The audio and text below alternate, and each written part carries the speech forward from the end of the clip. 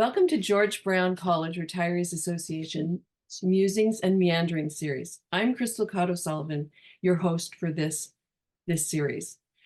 We are retirees of the college system. Some of us have worked in several colleges, and some of us have spent our entire career here at George Brown. But there's more to the story. Many of us come into the college system from other professions and fields of expertise. The Musings and Meanderings series is about the journey that our retirees have taken over a lifetime. We hope to capture the diverse experiences that people have encountered, as well as the treasures that they've discovered along the way. So our goal in this series is to discover the richness of our retirees' journeys. I don't know about you, but when I was working at the college, the conversations were often about work and often about problem solving. I got to know a few people and learn about their lives, but too often we were too busy to really sit and tell stories. So here we are with some time to learn about one another and to hear some interesting, adventurous, and entertaining stories. Today, I will be chatting with Maria Ciampini. And so welcome, Maria. Let me bring you on here. Hello, Crystal. It's so nice to have you here. This is great. I'm looking forward to our conversation. Yeah, I'm looking forward to it as well. Great. So before we begin, I just want to read a little paragraph that Maria has on her website, and you'll learn more about her website as we have our conversation. So here's what she says. In my capacity as early childhood educator, supervisor, and professor, the relationships cultivated with students, children, families, and colleagues have been instrumental in shaping a legacy characterized by authentic care and compassion. The lasting impact within individuals and communities serves as a powerful testament to a life committed to education and the purposeful nurturing of others' well-being and development. That's wonderful. That's wonderful. You're a true educator, Maria. So yes, welcome again. And I'm very excited to have a conversation with you today. So just for our viewers' sake, I just want them to know that we're probably going to break this into two parts. And the first part, we're going to kind of focus on Maria's educational history, working at George Brown and other places. Then we're going to take a break out after about 30 minutes. And then after the break, we're going to talk about how Maria is spending her retirement time. And we're going to have she's going to share some of the work that she's done. And if you don't already know, she's a photographer. And so we're going to get to see some of her amazing work during the second half of our interview. So let's just jump right in, Maria.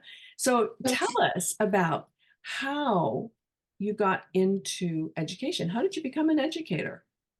Well, I started my career as an early childhood educator. I went to Humber College. I got my diploma there. I worked with children for about 20 years. And then I applied for a job at Seneca College as the director or supervisor of their ECE lab school. Mm-hmm. A great experience. I got to plan and carry out my idea of what a great center would be, hire the staff, write the philosophy, set up the environment.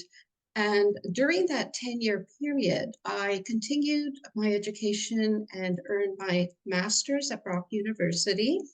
And then also began my journey for my doctorate. It was when I got my doctorate that I thought I should move and into a faculty position because my goal was to, help students and early childhood educators learn more about how to help children in their early lives so that the children would have a wonderful life, so that they would grow to their potential. And there's sometimes very simple things that they needed to know that would make the world of difference.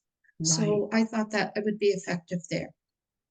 So were you at Seneca when you were working on your PhD?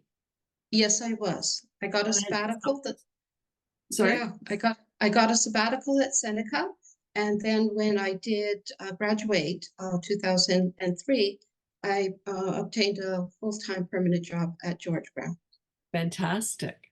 Fantastic. Now, did you also, so you were at the lab school at Seneca, And did you teach anywhere else before coming to? Yes, I did. I taught at Seneca, and I've taught at Ryerson University, Metro, Mhm. Toronto University, from about 1994 for a long period of time, part-time, and then had a 2-year full-time position at Ryerson.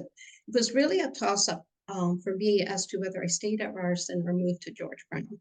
Oh, we're so happy you came to George Brown. Yeah, I yeah. wanted to ask you, did you in your work in the lab school, did you know Wendy Asher from St. Clair College? No, I did not. Okay, because she ran the lab school there. I was just wondering whether you had crossed paths or not, because I spent some time at St. Clair before I was at George Brown College. Okay, so then in the early 2000s, you came to George Brown, and tell us about that time at George Brown. What was that like? Well, I spent over 20 years at George Brown College. I should say that I taught over 20 courses. So Wow. that, yes, it was, I am a lifelong learner and have always taken up the challenge of learning and producing while I was learning, not after I had learned, but while I was learning. It's the best way to put it. One of the things I really loved about my work there was the developmental work that I did for the Bachelor of Leadership Oh, yes. degree program. I also got the opportunity to visit China and their lab school and make connections there. That was a wonderful thing. And I did some presentations like planet quality in Saskatchewan. But most of my time and really all of my effort was in directly working with the students, um, focusing on their needs, getting to know them, listening to them, and just supporting their career. That really was my main focus. Hmm. Hmm. And that's why I didn't choose Ryerson, because I didn't want to split focus between research and Right. teaching. I felt that I needed to give my complete self to one thing to do it well. Right. Of course, you would be doing research at Ryerson, wouldn't you? Right. Yes. Although I Yes. loved doing it, I thought the relationships with people was more important than something that I could publish. Mm. So of those 20 courses, did you create some of those courses? Yes, I had the wonderful opportunity of both working with teams in courses that we taught as teams and working solely on courses that were just my own. Mhm. And so I taught a technology with children course, critical thinking, foundations of inquiry. And my very favorite course was the history and philosophy of early childhood.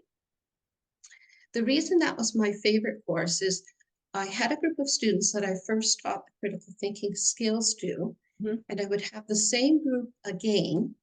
And in the second course, we would look at the people who contributed to the field. And our textbook was laid out so that you would read about a contributor like John Dewey, for example. Mhm.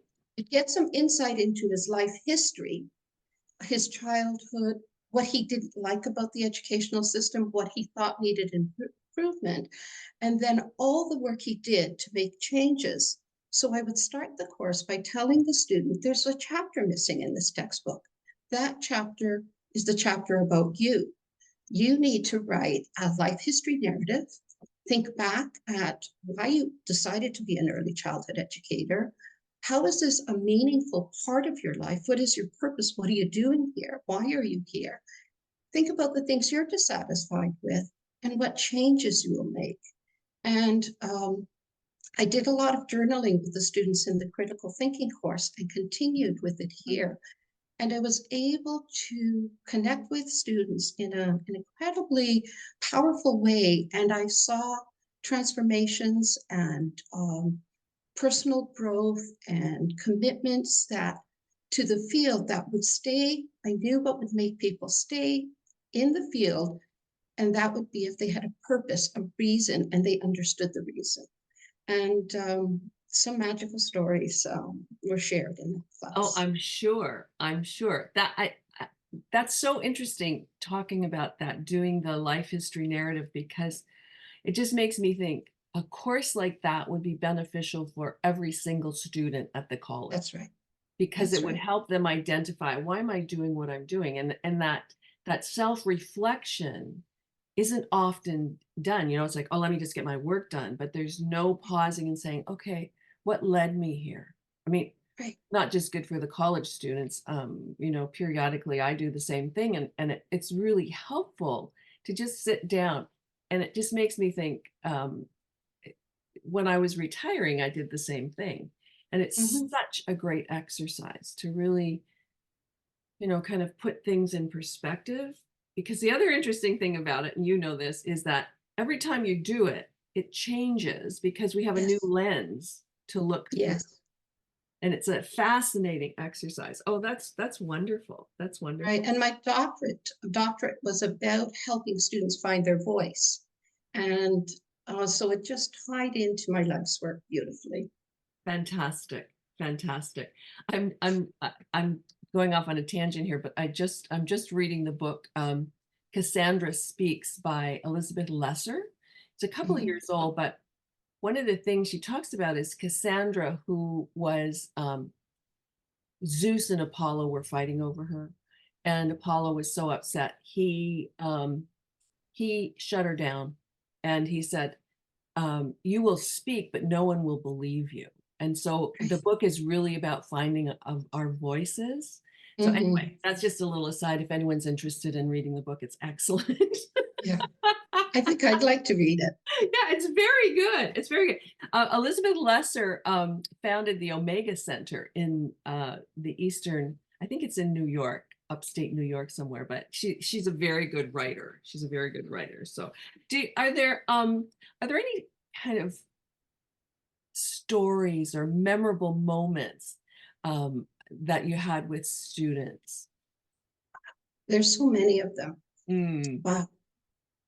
I'm thinking of confidentiality, and that's my hesitation. of course, Um, of course. yes. So I think I'll be broader in my Mm, description, and I'd really love to be specific.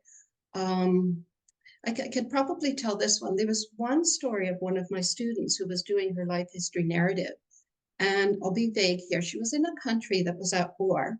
mm-hmm. And as a child, she was taken to some caves where other children were protected from the war, and children were looking after children. And Wow. while she was doing her life history narrative, what she said is, oh my goodness, I had no adults around me. And it was almost like this avalanche of meaning making, of memories, of understanding what she was doing and why she was doing it. She later did teach at George Brown. And she That's began to understand her authentic self and live from her authentic self. And therefore, her work um, was real work. You know, you're not playing the role. I really tried to get the students to move away from taking on the role and mm-hmm. making authentic connections with themselves first and then with other people after. So I think all my memories that I have are based on students finding their authentic voice and authentic self. Wow. Wow. That's fantastic. Very powerful. Yeah, very powerful. Very powerful. So, The students talked about another example, their immigration stories, mhm, and it would give other students insight into, they gave each other a lot of insight into their lived experiences. So all our dialogue, that was the most memorable thing, is that students were getting insight into other lives lived that were not the superficial life that people show, but the deeper life that people live. And there was a lot of that happening. mm, And mm, an important skill if you're going to work with children and families, it taught the student, do not judge. There's a lot going on that you don't understand. mm, yes. Pause, listen and hear, and be helpful rather than critical. Mhm. So I'm over the 40 years, like right from the beginning when you were working in the lab school to when you retired, what were some of the big changes that you saw in the field of early childhood education? As time went on in the field, we had a lot more regulation. And so therefore there was a lot more, it's just a lot harder to be spontaneous. I remember at the lab school, we did a wonderful garden in our lab school. And one of my, the educators that I hired, Ingrid Timmermans, got the children to use actual shovels, carry slabs of concrete, create from, this little bit of grass, this incredible garden, and they used all the tools that they had to use. And I showed that to my students, and they said, Maria, we wouldn't be able to do this today. That level of risk taking with the children has changed because there's a lot more worry about that. And in fact, that's not good for children. They need to be able to take risks. And we need to be able to guard them from, harm, but still they need to be able to be engaged in real Right. things. Yeah. Right. Oh, that's Yeah. too bad they can't do that. That's such a great thing to be able Yeah. to have a garden, because how many kids would have a garden necessarily in the city? Right. Not Yeah. only did they design the garden, they drew pictures of what they were going to do. They created the garden. They took the vegetables from the garden. They came into our kitchen and cooked the vegetables from the garden. We took their artwork outside. They did painting outside of the flowers they grew. They did storytelling. They showed it to their parents. And so it really had a life beyond, let's just do a garden. It became shade in the summer. It was just a really beautiful place for the children to be. So we told them that in essence, that we can make our environment a beautiful living space. They observed the birds. We brought our pets outside, our guinea pigs, and Cool. and so it really changed the quality of what we were doing every day. Wow. Fantastic. So let me just go back a little bit. And, you had your students reflect on their own life history narrative to figure out, okay, why am I here and why am I doing what I'm doing? What about you? Why did you become an early childhood educator? Well, there's the truth here is it's a bit of tragedy. Hmm. I had lost my father at a very young age and my brother who was 19, both in a vehicle accident. Oh, And I knew I could do nothing to change the past. And all I could do with that was to do something to change the future. hmm, And so those two situations situated my life in the present moment, hmm, in this incredible appreciation of life and deep understanding of the limits of our life. yeah. And so I really lived life in a way that all I could do was to try to do what I could do to improve the life of the people around me. It Wow. came from a place of pain, and it came from a place of what do you do after you grieve, and how do you make a gift out of tragedy? Yeah. Yeah. Yeah. Yeah. And it's when something like that happens, if you don't carry on, it's like you're not giving meaning to the lives that have been lost. That's right. Yeah. That's right. And so your purpose becomes a legacy for them, really. Yeah, Wow. exactly. Wow. How Yeah. old were you?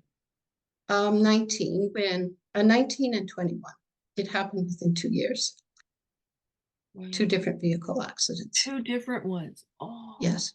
Yeah. Yeah. oh my goodness. Oh my goodness. Well, that's life, isn't it? It is. That It stuff really happens. is. It Yeah. happens. Wow. Wow. Well, and it makes sense that you would have the students reflect on their life because you obviously reflected on yours and knew how important Absolutely. that was. Yeah. Yeah. Wow. Wow. And that kept me in the field for my life, for Mm, my entire life, mm, because I had a reason for being there. yeah. And it wasn't to superficially care for people. It was Mm-hmm. much deeper than that. It was to Mm-hmm. help them as much as possible live a very good life. Mm-hmm. So this is maybe this is a sensitive question, maybe it's not, but when you were at George Brown for almost 20 years, what were the changes you saw at George Brown? Okay. Well, I guess in there were more full-time faculty when I started, and Ah, there was a team of full-time faculty. As time went on, we did have many part-time people, mhm, and part-time people worked very hard yeah. and contributed so much to our program. And I always felt they weren't given, how can I say, the appreciation for the Mm, work they did. They were mhm, amazing people who were just trying to build their careers and starting off. So I really noticed that. And I think when you have a team that is the same team and that you're working together, there's this cohesiveness. yeah, And but if you have a lot of changing people, yeah. there's something lost in there. There was the other developments of the degree program. There was a lot of new faculty, most of which were hired with a doctorate. I think I was one of the first or Mhm, second. All the new faculty that were coming in had a doctorate. I right. did remember advising Patricia once that there was this lovely woman who did not have a doctorate who had worked at George Brown in other capacities. And I said, really think about it. The work that this woman does is incredible. She's so hardworking. So to look at, the whole picture and what people might offer the program Mhm, besides the credential. that's right. Um, right. That's right. Yeah. Very important, very important. Yeah, that's a big change, isn't it, in the colleges? Yeah. Because if you think about the early days in the 60s when the colleges started, Right. um, there weren't those degrees, and now but then of course we're offering degrees as well. So That's right. That's right. yeah. I was hired because I both had the early childhood background, very extensive, Mm-hmm. the supervisory background, Mm-hmm. and then the doctorate as well. So it was very hard to get the two coming together. That's And right. I also did get my I call it Ryerson, sorry, degree in early childhood, the BA in early childhood Okay. while I was there. So I specialized in early childhood, both with a diploma and a degree, and then went on to do adult education and then curriculum teaching and learning. So the whole spectrum of education. Hmm. Hmm. Well, it sounds like it was a great career for Yeah, you. it was. I wouldn't have done anything else other than what I did. So Absolutely, it was perfect. So in the second half, we're going to talk about what you're doing in retirement. So let's just end this segment with what made you decide to retire? My age was the first thing. I retired when I was 66 years old. Uh-huh. I wasn't, I'm in very good health. I'm so appreciative of that. And I have a lot of energy. And I could have gone on, but I really wanted to look at my life as a whole.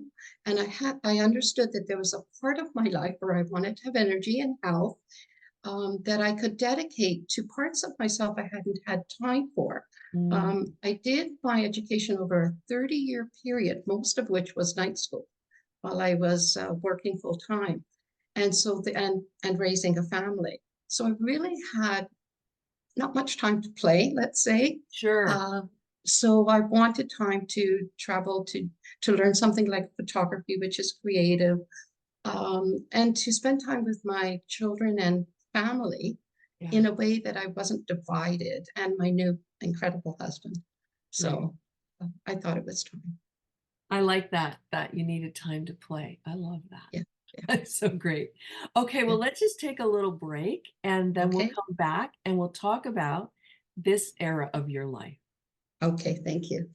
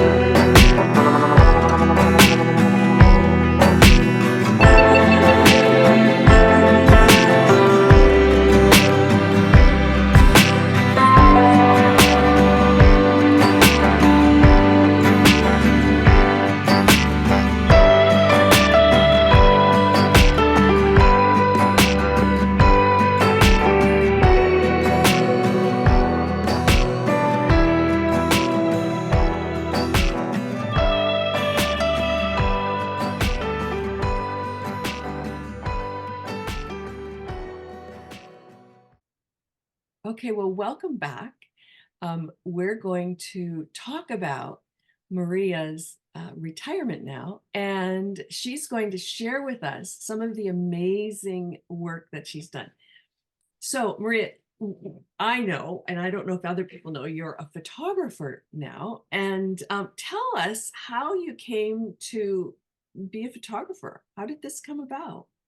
Well, it's my daughter. My daughter is a photographer, and one day she handed me a camera and with all the lenses, and she said, "Here, Mom, you can learn this." And so she also taught me everything I needed to know about learning how to use the camera. It's the digital camera. It's a little more complex than the point and shoot. And I remember the early days just taking photos, and they were blurry and they weren't focused. And she would be very wonderful. She's a teacher as well, and she's actually a professional photographer. But she would positively reinforce whatever work I would do. Mhm. And so I kept at it. I had her wonderful mentoring and support. And we'd go out together and do photography, and I would learn in various settings what to do and ask questions when I was at a loss. So I was really lucky to have such a caring daughter. No kidding. And so when did you start? When did she hand you the camera and said you can do this? I would say about 2016, so Okay. not that long ago, right? Okay. And then you were doing it kind of part-time, obviously, because you were still working. Right, right. Go ahead. And I was doing it part-time, and I even brought my camera to George Brown, although I'm a wildlife and landscape photographer. I'm not good with people, but I was asked to take pictures at various events, and I did my best. I'm still learning. Uh-huh. And so I brought it to work, and I just, whenever I had a bit of time, I would go out for a walk Hmm. and just take pictures. And it got me walking and being in nature. Hmm. And it provided such a wonderful balance to my day while I was working. So I really loved it. And I knew that when I retired, I would take time, slow down, reteach myself, and improve as I went along. Hmm. So when did you retire, Maria? Maybe 2 years ago. Two Oh, years 2 years ago. ago. Yeah, So it sounds like 2 years ago, you just like really jumped right in. that's right. And Absolutely. photography is your life now, it seems. Yes, it is. Mhm. Along with family. And yeah, Of absolutely. course, they're Yeah, integrated into all of yeah. that. So tell us about a little bit about your journey then in terms of what you've been up to the last 2 years. Okay. Um, I should mention this. I was had separated, and I'm going to talk about Rick, my husband, because it really works well together. Absolutely. Okay. Absolutely. So I had separated, and at one point I was feeling like I would have loved to have a companion and a friend Mhm. and someone to spend time with. And so I signed up for eHarmony. And I don't know if people know about eHarmony, but basically you complete a profile and you put pictures of yourself up, and you also select what you might want in a partner. And you've got so many choices, age, just so many different things you could ask for, right? So I put up my profile, I completed all the application, and in the morning when you wake up, you get these matches, people you might be interested in. You go and see their profile, their pictures. And if you want to, you send them a little happy face, a little yellow happy face. It basically says, "Hi, I'm interested in Mhm. getting to know you." I Mhm. sent one to Rick, and he didn't respond right away, and then I just said, "Oh, well." And then a few days later, he did in fact respond, and we started emailing each other. You don't even use your own email so that there's no risk Mm. of, Mhm. you're safe. Anyway, that week I decided I'd go to a little lake nearby and take pictures of some swans. And I was having a wonderful day out with my daughter. We were doing photography. I was out with my friend. It was the first time I admitted to her that I wanted a companion. And Mhm. I said, I'm looking for a handsome man on bike. And we spent all day long sort of looking at people in our little town here who were riding their bikes, and she would always say, no, that one's not good, or that one's not good. He's too dressed up, and thinking about how he looks more than, would suit you. And I went home. We didn't find my man on the bike, but while I was taking photos that day in the evening, who should ride by with this really handsome man on the bike? I smiled at him. He smiled at me. He didn't stop. And I just said, oh, well, pity. But that night, when I got to my computer, he said, Maria, was that you in front of the lake taking pictures? He said, I thought it might be you because of one of the pictures you had on your profile was Yeah. in that spot. Yeah. So we met each other, and we're an incredible match. Wow. And I think I was talking to you about this earlier. I think the Mhm. key to getting a good match on eHarmony ties into what we talked about in the other first part of this, is that to be your authentic self, Mhm. you have to have an authentic profile. So, and Right. if the other person also has an authentic profile, you're going to get a match because people are basing all the information on truth. And Right. so he was his authentic self. I was my authentic self. And we've been together almost 9 years now. Wow. Um, we got married 2 years ago. We bought our home together about 5 years ago. Mhm. And it's been wonderful. So, how does photography play into this? He also loves photography. And the other surprise for me is he loves adventure and he loves traveling. In fact, he did do a world trip by himself when he was a young man. He's traveled all over the world. Wow. And so he just loves exploring the world around him.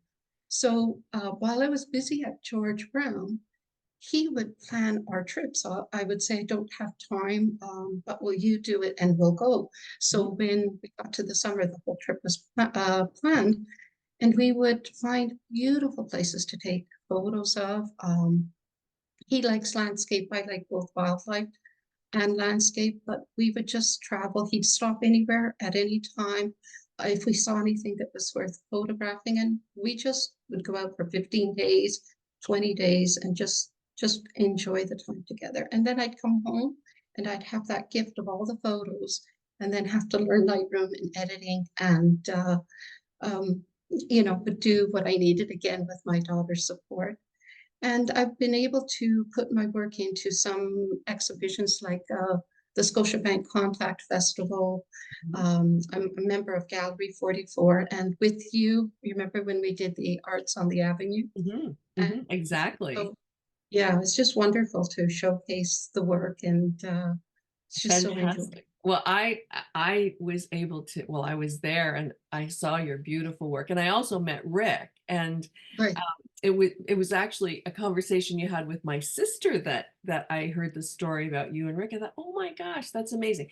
And I wanted you to talk about it, Maria, because I think sometimes when we retire, we think, oh, like life's over. It's like, what's next? And I think one of the gifts of this series is to realize there's so much more that we can do, and not just do, but also be in relationship. That it's possible to, we're at an age where we lose a partner either through death Right. or divorce or whatever. And there's still the possibility of getting into a wonderful relationship. So thank you for sharing that story. Yeah, I think that our life, I see my life in terms of chapters. Mm. And so that the we spend a lot of time on our work and our career and preparing for our work and our career. We may spend some time, creating a family, raising a family, launching the children. But there is a chapter that's so critical that you don't let it pass you by, and that's this chapter. And I believe that we author our own lives, or we let someone else take our story and make us a character in their life story. Mhm. And I think that every minute, again, going back to what you know about me now, every minute of our life is so precious and so filled with possibilities. And that if you take informed and calculated risks, you can reinvent yourself or start a new chapter, bring all the gifts from all the chapters of your life to this one, but do not waste this incredible time in your life.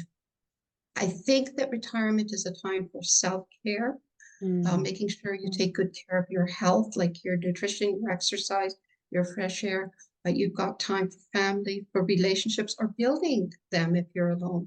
Um, I remember what I learned from being on eHarmony, which I didn't know before, was that as much as I was looking for someone, everybody else out there is looking for someone. As much as I felt lonely, so many people out there are lonely. And so that there's a match for everyone. And I think when you come together, like Rick and I did a really good job of coming together. You know what, we had a trip very early in our relationship when we were in the car talking about like, what are your boundaries? What's important to you? What's a deal breaker? Getting to know each other, setting up the relationship in a way that letting the other person know you and listening to what the other person needs. And a second chance is incredible because you've got so much wisdom That's right. from your whole life that you'd never want to make it a repeat. Whether you had a good first relationship or not, you never want to make it a repeat. You've got to see it as something that stands on its own right from the beginning. And for example, Rick and I bought a house together. I sold mine, he sold his, and we did not live in each other's histories. We lived in what we created. And the house is a metaphor for that. That was new together. And we honor and respect each other's past. But we have a new story that begins with us, and we're moving it forward together. Fantastic. And we love and care for each other's families. I have 2 children. He has a daughter. He has 1 grandchild. I have 2. We love and honor and respect each other's families as our family. And it's not yours and mine. It's our family. Our siblings are our siblings. So it's really possible. I think I would worry very little about how to do it and worry a lot about exactly what do I want. Once you know what do I want, like be really clear, very specific, the rest comes. So you have to have that faith that the rest will come. It doesn't come when you're not clear. But as soon as you're clear, you'll take the steps to get yourself there. You'll have to trust that. That's great. Okay, so do we get to see some of your photography? Just quickly, this is a picture about me, but I wanted to show you a picture of Rick and myself right here, and there's a lot of text about our adventures together. So I'll start with that, and now I'll show you some photography. I think I'll start with some wildlife, the eagle that you saw, and I have a cute story about this eagle.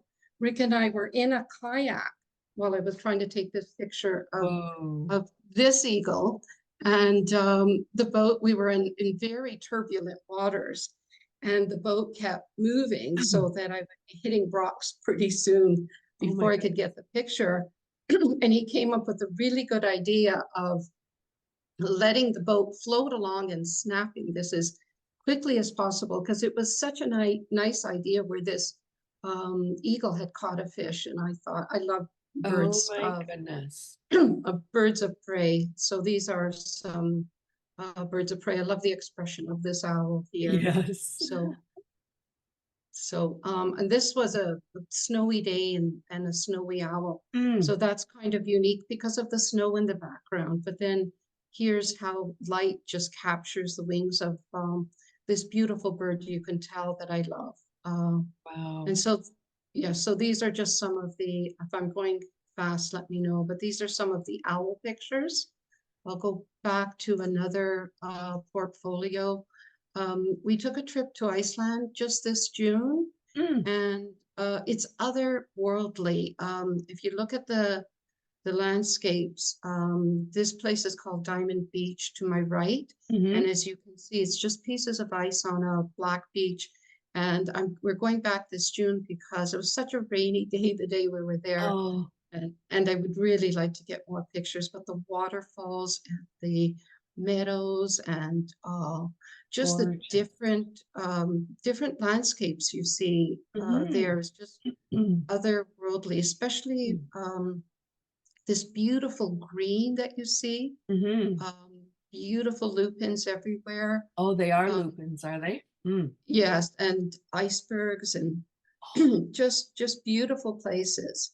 And Rick and I both love the same things, and that is to just explore places that are very peaceful, very serene. Um, this beautiful quiet. I love this one on the left, just the different colors Mm. in the landscapes. Mm-hmm. You tell me when Beautiful. to just to stop. So um, we went to California as well last year, and the first pictures is of three brothers. The second one, I took off my shoes and socks, rolled up my pants, and walked right in the river so I could get that particular view. Oh, fantastic. Uh, the next one on the left is this beautiful scene. It's at sunset. Rick said, let's just go drive there and get a picture of sunset. And these are well-known mountain ranges. And the other one here is to the left is the Grand Canyon. Mm. Um, this is the Land of Fire and Ice. You Wow. know, something with fire in it. Just beautiful places. The one on the left with the birds is Morro Bay. And so you can see, I think you can see a particular style where we're just looking at nature's beauty. And I'll just do another, Gorgeous. I think that'll, oh, Okay, so Maria, you know that I could just look at these all day. Like you don't have to stop.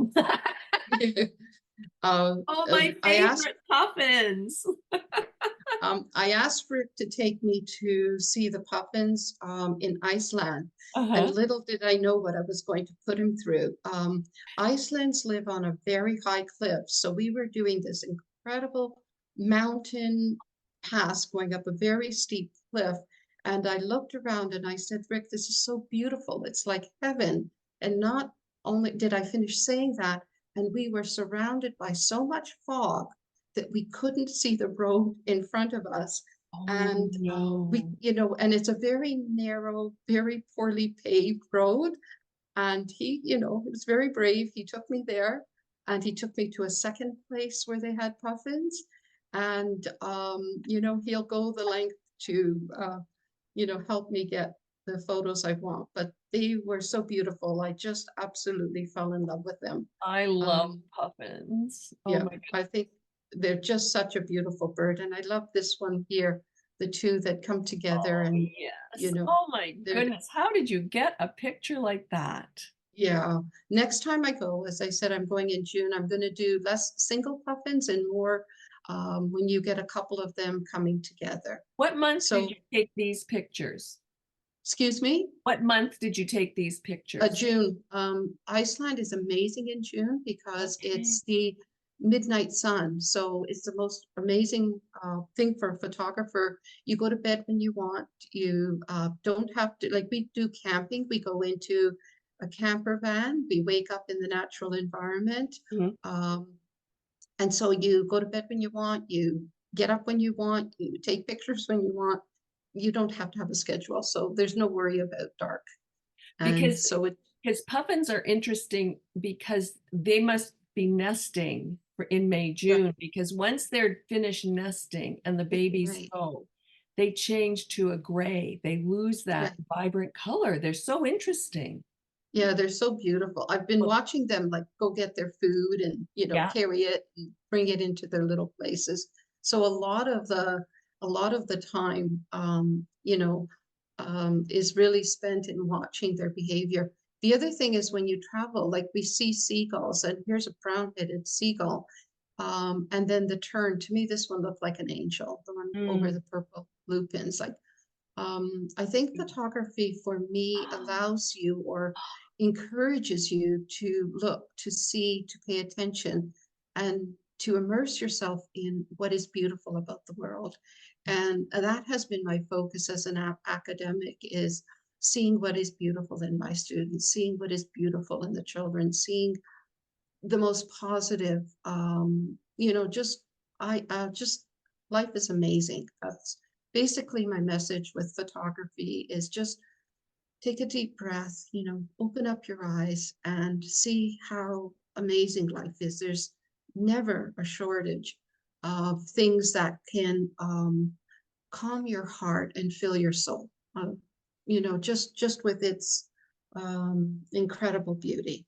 Well, and you're also learning so much about nature because you Yes, want to know, well, what kind of bird is this and what is this and what that's is this?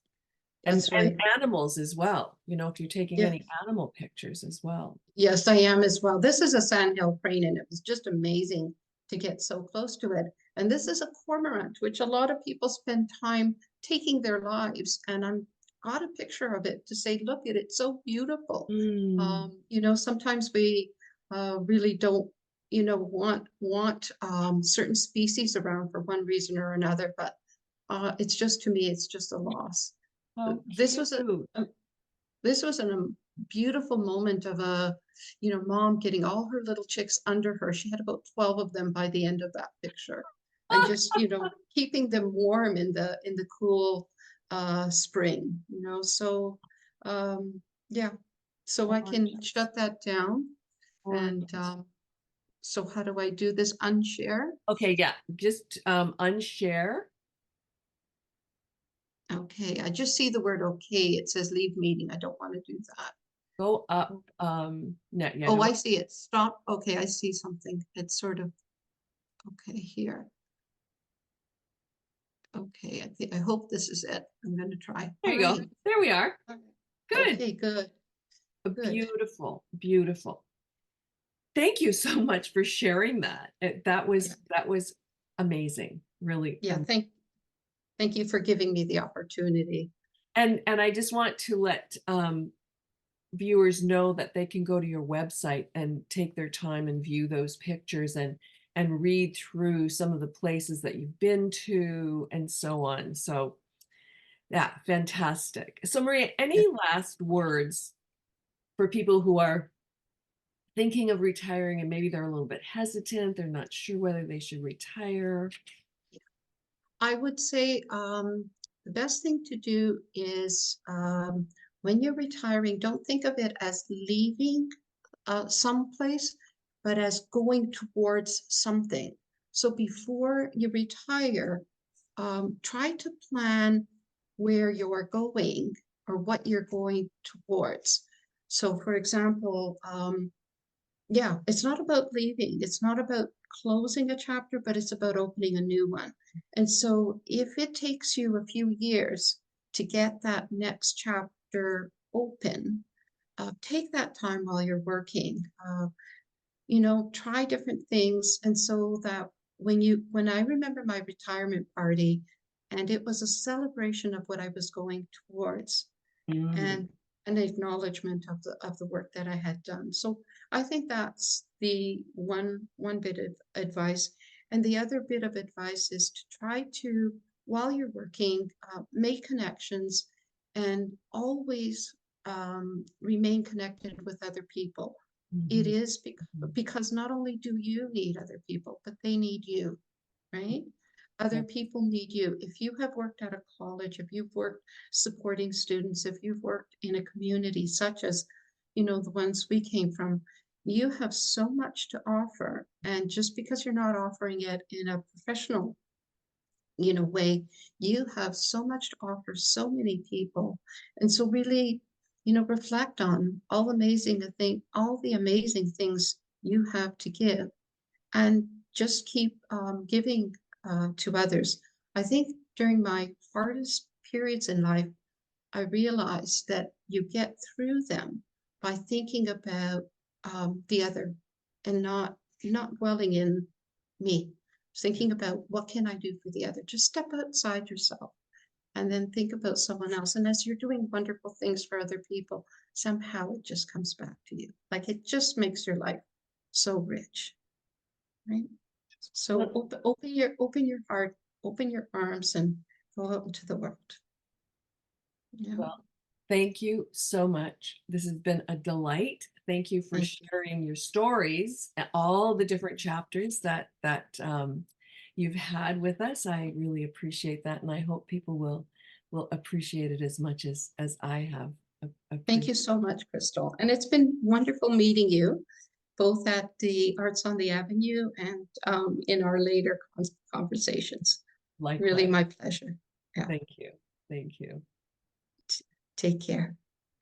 So thank you all for watching this conversation. I hope you're as delighted as I am about getting to know Maria and to have her share her work and her new chapter in her life. And we'd love to get your feedback. So if you're so inclined, we would love you also to have us join or have you join us on this platform for a conversation about your journey to retirement and talk about some of the chapters that you have been through. So thanks again for joining us, and thanks to Maria. And thanks for tuning in. Until next time, bye-bye.